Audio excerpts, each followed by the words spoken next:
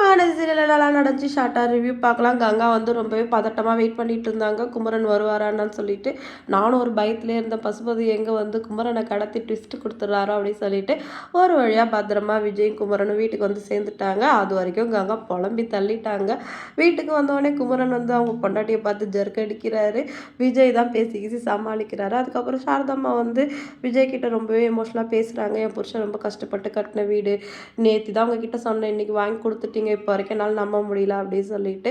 இது வரைக்கும் உங்களுக்கு என்ன லாஸ் ஆயிருந்தாலும் சரி, இதுக்கப்புறம் நான் உங்க கூட இருக்கேன். உங்களுக்கு எதுவுமே நடக்காது. நான் பார்த்துக்கிறேன் அப்படின்னு சொல்லிட்டு விஜய் பேசுறாரு. இன்னும் நான் மட்டும் அதெல்லாம் பண்ணேன். நிவின், குமரன் எல்லாருமே என் கூட இருந்தாங்க அப்படின்னு சொல்லிட்டு எல்லாரையுமே சேர்த்து பெருமையா பேசுறாரு.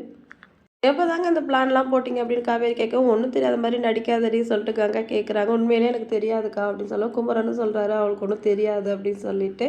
ஆனால் கங்கா வந்து ரொம்ப டென்ஷனாக பேசவும் விஜய் வந்து உங்களுக்கு ஏதோ என் மேலே செம கோவம் இருக்குன்னு நினைக்கிறேன் அப்படின்னு சொல்கிறாரு. அதெல்லாம் ஒன்றும் இல்லை அப்படின்னு சொல்லி சமாளிக்கிறாங்க. எனக்கு தெரியும்க்கா விஜய் ஒரு ஹீரோ.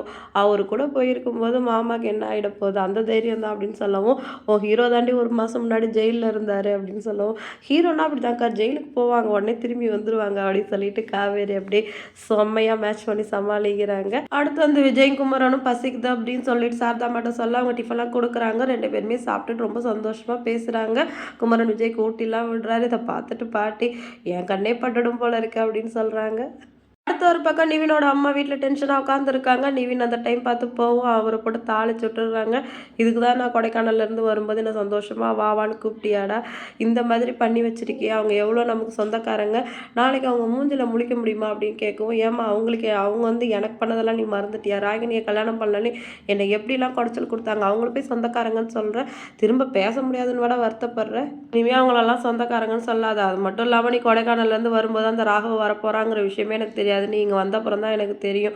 எனக்கு எது சரின்னு பட்டுச்சோ அதை தான் பண்ணேன். இனிமேல் உன்னை கேட்டால் எனக்கும் இந்த கடத்தலுக்கும் சம்மந்தம் இல்லைன்னு சொல்லிடு அப்படி சொல்லிட்டு நிவின் அங்கேருந்து போயிடுறாரு. இப்போ யமுனாக்கு ஒரே ஹாப்பி. அம்மாவும் பையனும் சண்டை போட்டுக்கிறத பார்த்து என்னடி நக்கெல்லாம் சிரிக்கிறேன் அப்படின்னு சொல்லிட்டு இவங்க கேட்கவும், பார்த்தீங்களா உங்கள் பையன் வந்து எனக்காகவும் என் குடும்பத்துக்காகவும் ஆளை கடத்துகிற அளவு போயிட்டாரு. நானும் என் குடும்பம் தான் அவருக்கு முக்கியம்னு இதுலேருந்து உங்களுக்கு புரிஞ்சிருக்கும்னு நினைக்கிறேன் அப்படின்னு சொல்லிட்டு அவங்கள வந்து நக்கலாக பேசிட்டு யமுனா உள்ள போயிடுறாங்க.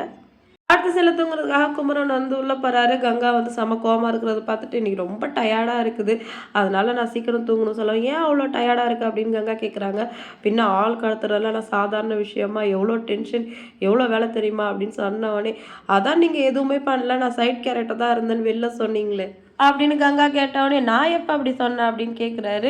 பின்ன நான் இவ்வளோ தூரம் சொல்கிறேன், குமரன் மாமா தானே எல்லாம் பண்ணாருன்னு சொல்கிறதுக்கு, நான் எதுவுமே பண்ணல, எல்லாமே விஜய் தான் பண்ணாருங்கிற மாதிரி அங்கே பேசுனீங்கல்ல, இப்போ எதுக்கு இங்கே வந்து சீன் போட்டுட்ருக்கீங்க அப்படின்னு சொல்லிட்டு கங்கா சொல்லவும், இதுக்கு மேலே சரியாக வராது அப்படின்னு சொல்லிட்டு பேசாமல் தூங்கிடலாம் அப்படின்னு சொல்லிட்டு குமரன் வந்து கப் சிப்னு அடங்கிடுறாரு. இன்றைக்கி எபிசோட் வந்து இதோட முடிஞ்சிடுச்சு. கங்காவோட வன்மை எந்த அளவுக்கு போகுதுன்னு வெயிட் பண்ணி பார்க்கலாம்.